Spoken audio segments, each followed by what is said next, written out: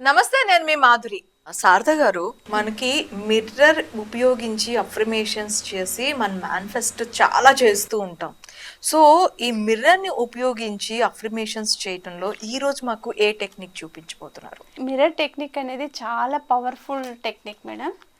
ఇది కూడా మన విష్ ఏది ఉందో దాన్ని మనం ఇలా స్టిక్కింగ్ పేపర్స్ ఉంటాయి కదా, అవి తీసుకోండి.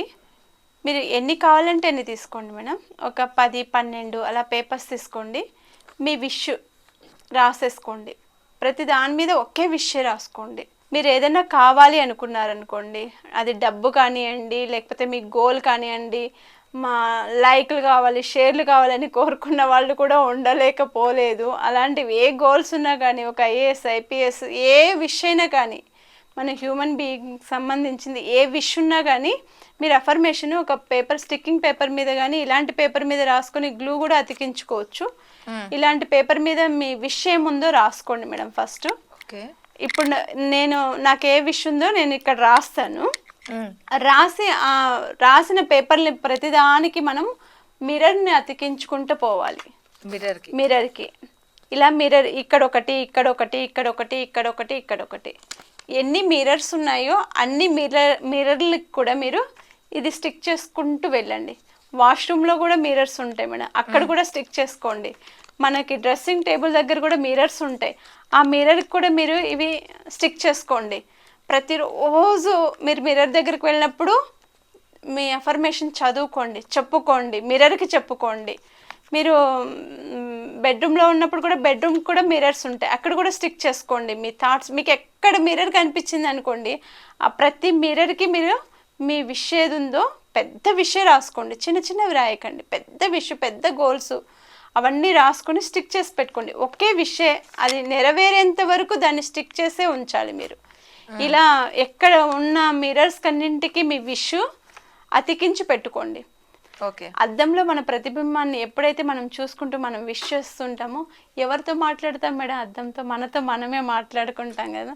అంటే మన విష్ మనకే నెరవేరాలి కదా, వేరే వాళ్ళకి కాదు కదా. అద్దాన్ని చూస్తూ ఎందుకు చేయాలి ఈ టెక్నిక్ అంటే, మన విష్ మనకే నెరవేరాలి కాబట్టి, మన ప్రతిరూపం అనేది అద్దంలో కనిపిస్తుంది కాబట్టి, ఆ అద్దానికి చెప్పుకుంటూ వెళ్తే ప్రతిరోజు మనకి దాని మీద ఒక ఫోకస్ ఏర్పడుతుంది, మనకి ఒక కాన్ఫిడెన్స్ అనేది బిల్డ్ అవుతుంది. నేను ప్రతిరోజు ఇది చెప్పుకుంటున్నాను, నేను ఆఫీస్కి వెళ్ళేటప్పుడు చెప్పుకుంటున్నాను, ఇంటికి వచ్చేటప్పుడు చెప్పుకుంటున్నాను, పడుకునేటప్పుడు చెప్పుకుంటున్నాను, బాత్రూంలో వెళ్ళేటప్పుడు చెప్పుకుంటున్నాను. ఇలా అఫర్మేషన్ చెప్తూ మీ పనులు చేసుకుంటూ వెళ్ళండి మేడం.